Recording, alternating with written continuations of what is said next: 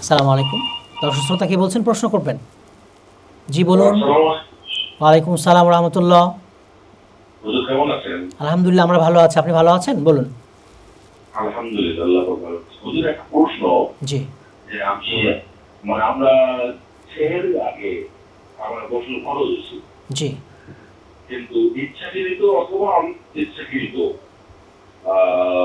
ফরজ গোসল করলাম না, না করে যদি এই অবস্থায় সূর্য ওঠার পর বা অন্য যে কোনো সময় আমরা গোসল করি, তাহলে কি আমার রোজা হবে?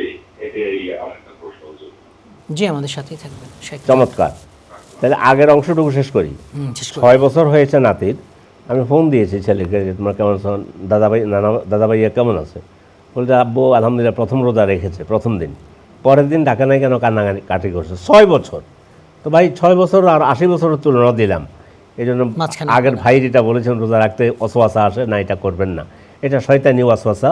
ইনশাল্লাহ রোজার মধ্যে কল্যাণ আছে। এখন যাচ্ছি ভাই যেটা বলেছেন পরের প্রশ্ন। হ্যাঁ, পরের প্রশ্ন হচ্ছে মানে ফরজ গোসল করতে সেহরির সময় শেষ হয়ে গেছে, আপনি সেহরি করে নিয়েছেন, কিন্তু স্ত্রী সবার জন্য যে গোসল করা দরকার ছিল এটা লেট হওয়াতে রোজার কোনো ক্ষতি হবে না। এটা রোজা ভঙ্গের কোনো কারণ নয়, কারণ না। এটাকে বলা হয় ফরজ গোসল সেহরির পরে করবে। কিন্তু উনি বলছেন যে আমি পরবর্তীতে সকালে করে নিলাম না, তাহলে আপনাকে কিন্তু গোসল করতে হবে।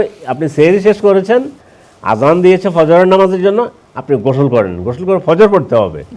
সারাদিন রোজা রাখবেন, ফজর পড়বেন না? তো প্রশ্নটা এভাবেও করা দরকার ছিল যে আমি সেহরি করার পরে সেহরির টাইম শেষ, ফরজ গোসল দেরি হওয়া কোনো ক্ষতি আছে না? কোনো ক্ষতি নেই। কখন করবেন? ফজর নামাজ পড়ার জন্য তাৎক্ষণিক যত দ্রুত আপনি গোসল করে ফজর পড়বেন।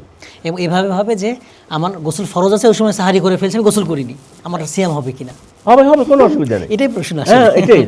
আপনি ওই অবস্থায় সেহরি করেন, রাসূল আসলামের মধ্যে এরকম ঘটনা ঘটছে, আপনি ওই অবস্থায় সেহরি করেন, কোনো অসুবিধা নেই।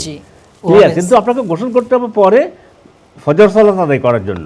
উনি মাঝখানে বলে ফেলছেন যে মনে করেন সকালে গোসল করলাম পরে উঠে, তাহলে বোঝা গেল আপনার ফরজ নামাজে যে ফজর, তো আপনি সারাদিন রোজা রাখবেন একটা ফরজ, আর ফজর সালাত 2 রাকাত একটা ফরজ।